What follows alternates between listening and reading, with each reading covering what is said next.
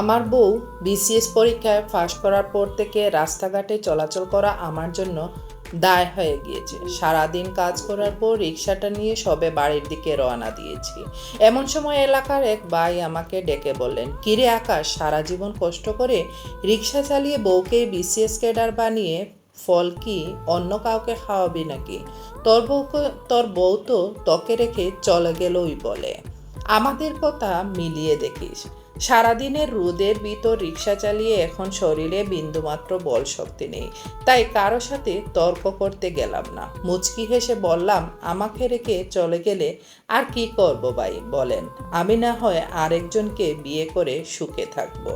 কথাগুলো বলে সোজা বাড়ির রাস্তা ধরলাম। আজ সারাদিন অনেক পরিশ্রম করেছি। আজ মিথিলা প্রথম চাকরিতে যোগদান করেছে। ওর অনেক শখ ছিল একটা নীল শাড়ির।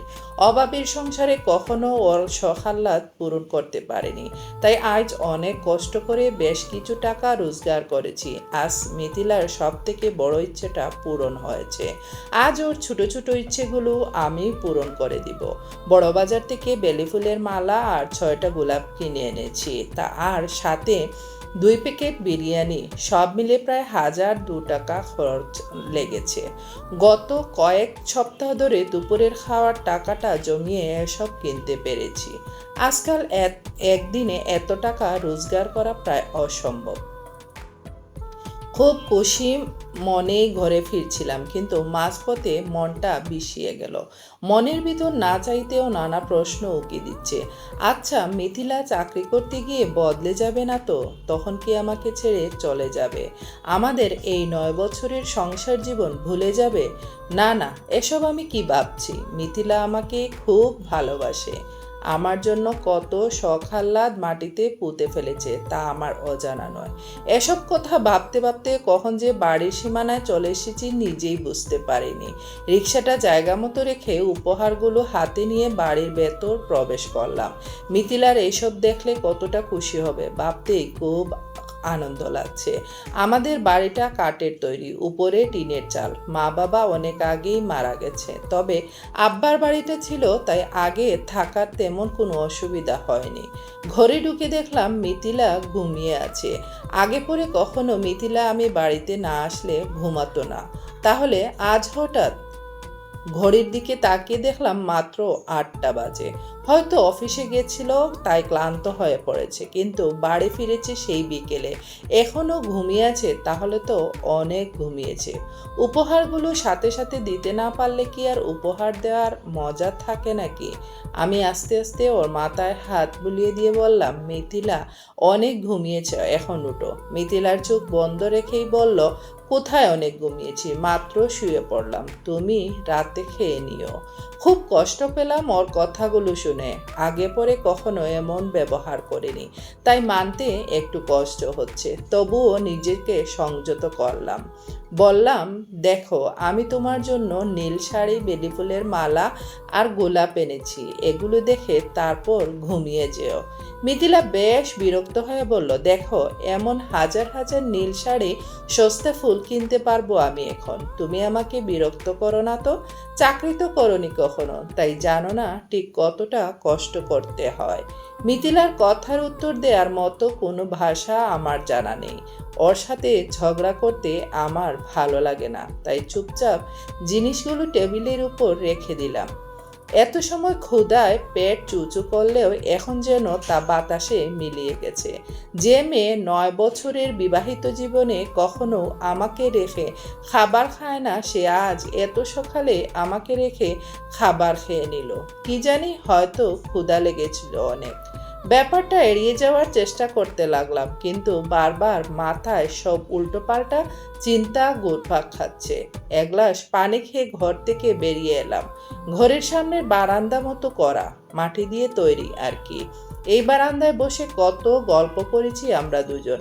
সেবার মিথিলার পরীক্ষার ফি দিতে হবে আর বই কিনতে হবে বলে 3000 টাকার দরকার ছিল, কিন্তু কিছুতেই টাকা জোগাড় করতে পারছিলাম না। অবশেষে এক লোকের কিছু জিনিস শহরে এক প্রান্ত থেকে অন্য প্রান্তে পৌঁছে দিলে তিনি 1000 টাকা দিবে বলল। তখন রাত 10টা বাজে। বাড়ি ফিরতে আসবো বলে সব গুছিয়ে রাখছি, কিন্তু ওর পরীক্ষার ফি দিতে হবে বলে রাজি হয়ে গেলাম। সেদিন রাতে বাড়ি ফিরতে প্রায় 3টা বেজে গেছিল। সেদিন মিথিলাই বারান্দায় বসে আমার জন্য অপেক্ষা করছিল। আমি বাড়িতে আসলে আমাকে জড়িয়ে ধরে সে কি কান্না! কাঁদতে কাঁদতে শুধু বলেছিল, আমি আর পড়ব না, তুমি ঠিক সময়ে বাড়ি চলে আসবে এয়ারপোর্ট থেকে। আমার খুব ভয় হয় তোমাকে হারানোর। অতীতের কথা মনে পড়ে কখন যে চোখের পানি গড়িয়ে পড়ছে বুঝতেই পারিনি।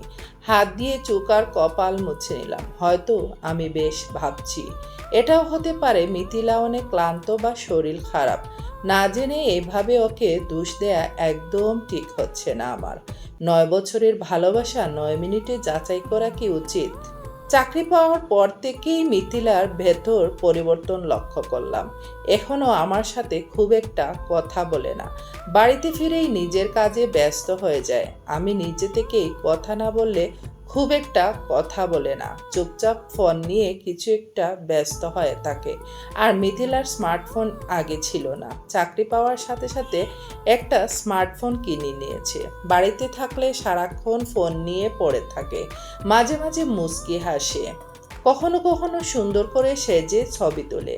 প্রথম প্রথম ভাবতাম হয়তো আমাকে দেখানোর জন্য সাজে, কিন্তু আস্তে আস্তে বুঝতে পারলাম সাজটা আমার জন্য নয়। এই তো সেদিন আমি সবেমাত্র বাড়ি ফিরেছি। মিথিলা সুন্দর একটা শাড়ি পরে সেজেগুজে দাঁড়িয়ে আছে।